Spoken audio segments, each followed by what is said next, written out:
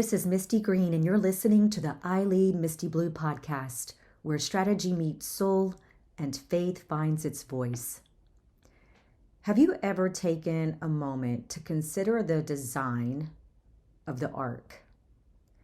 Not from the perspective of the flood or the animals or even the rain, but from the perspective of how intentionally it was constructed and what that construction reveals about the nature of obedience and of trust. When you read Genesis 6 carefully, what stands out is the level of specificity in what God asked Noah to build. Literally, every dimension, every material, every structural detail was revealed to Noah with precision, from the length to the width to the height, from the type of wood to the pitch that would seal it, and how every single internal compartment would serve a specific purpose. Nothing about the ark was left to assumption, and nothing about its construction was vague. And yet within all of that detail, there's something that was not included. And it's something that becomes more significant the longer you really think about the ark.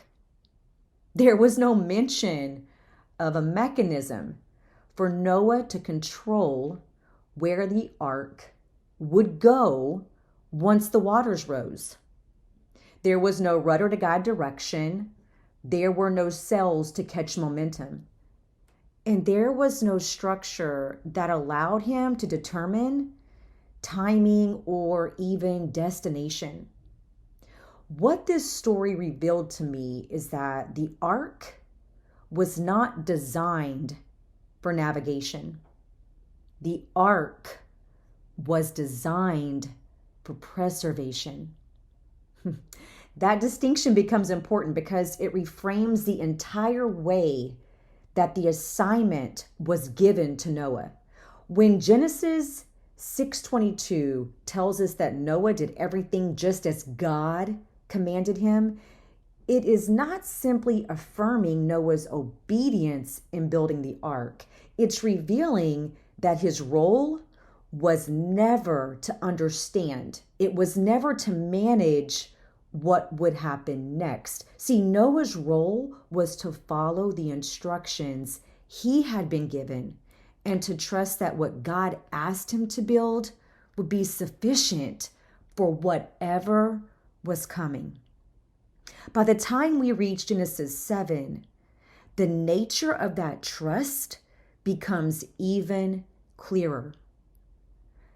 God doesn't tell Noah to prepare to steer the ark or to determine its course. Instead, he instructs Noah to simply enter it. Go into the ark, you and your whole family, he says. And in that moment, Noah's responsibility shifts from constructing something he could control to actually entering something he could not. That movement from building the ark to entering the ark carries deeper meaning. It's representing the transition from action to complete and total surrender. See, while Noah was building, he was actively engaged in the process, following detailed instructions and using his hands to bring something into existence.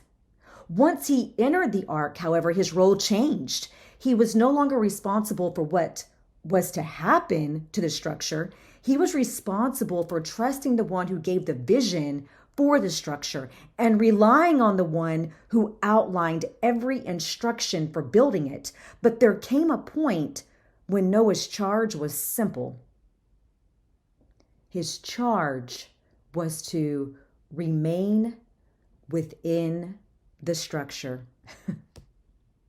And that is where this becomes difficult for us to fully embrace, at least for me, because we are far more comfortable with the part of obedience that allows us to do something than we are with the part that requires us to trust without control. See, we often associate movement or momentum with progress, and we seem to associate clarity with readiness, which leads us to seek understanding before we're willing to commit. Noah didn't have that option. He didn't know how long the rain would fall. He didn't know how long the waters would rise, or even where the ark would ultimately rest. Noah didn't have a map or even a timeline. He didn't have a guarantee of what the outcome would look like once everything had passed. What he had was instruction, and what he demonstrated was trust. Hebrews 11:17 reflects on this moment by describing Noah as someone who built the ark in response to what he had not yet seen. This phrase carries weight because it removes evidence from the equation. There was no visible confirmation that what God said would happen was about to occur. There was no external validation that his obedience would even lead to safety. It was blind trust. What existed was a word from God and a decision for Noah to act on that word or on that promise. As the story continues and the rain begins, Genesis 7:17 tells us that waters increased and lifted the ark high above the earth. That detail right there, the ark lifted high above the earth. See, it's easy to read past that, but it's worth processing because it reveals something that reshapes how we understand difficult seasons. The same waters that were destroying everything else were lifting the ark. What carried destruction for some carried preservation for what God had called and covered.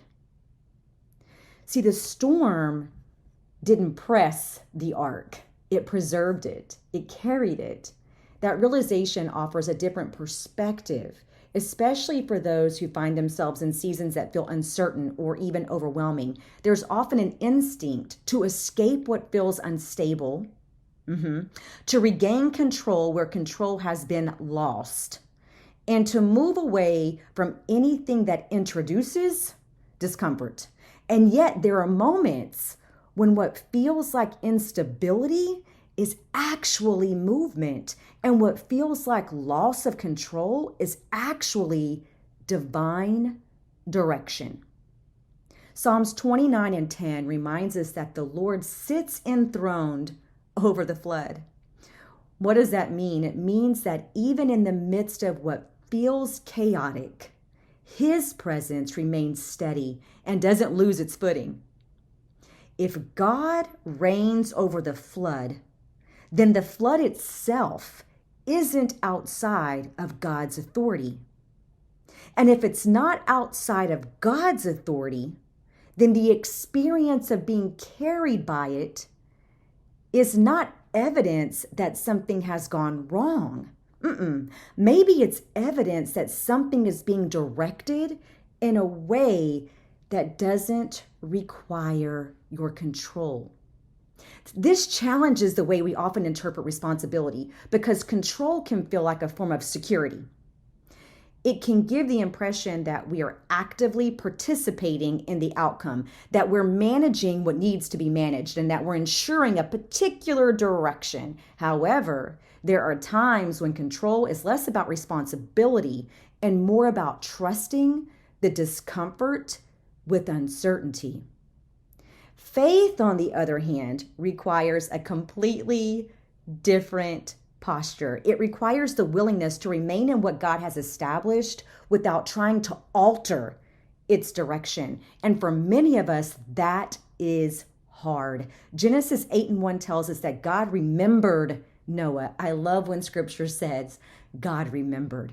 God remembered Noah. And while that language may sound as though God had forgotten and then recalled Noah, it's actually pointing to a shift in the season. It's a moment where what was necessary for a time begins to move toward what comes next. Noah didn't leave the ark based on his own sense of readiness. He didn't decide that enough time had passed or that the conditions were right for him to exit. He remained within the structure until God spoke again.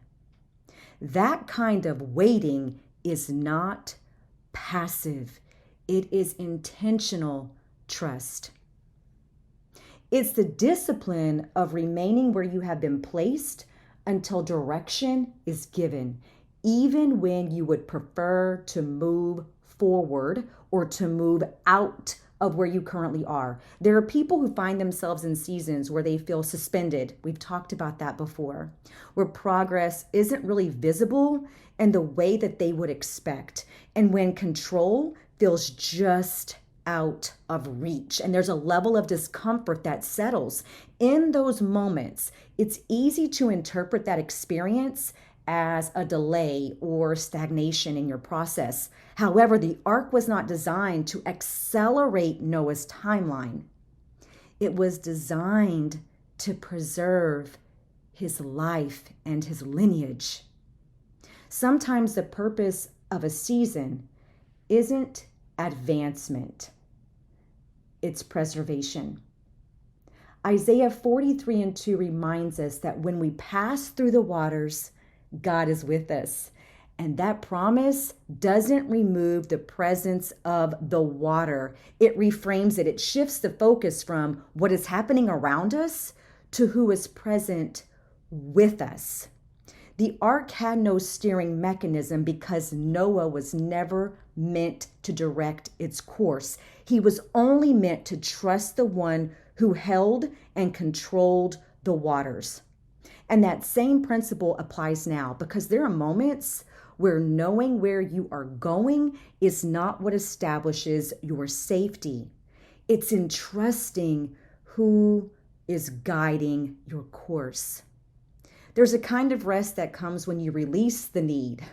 You release the need to control what was never yours to carry or direct. And there's a steadiness that will begin to develop when you recognize that direction doesn't depend on your ability to manage every single outcome. The absence of control in a season doesn't mean that you're lost. It simply means that you're being carried. This is Misti Green, and you have been listening to the I Lead Misty Blue podcast. Until next time, trust His timing. Trust His direction. He knows all of the unknown. And remember, sometimes the purpose of a season isn't advancement, it's preservation.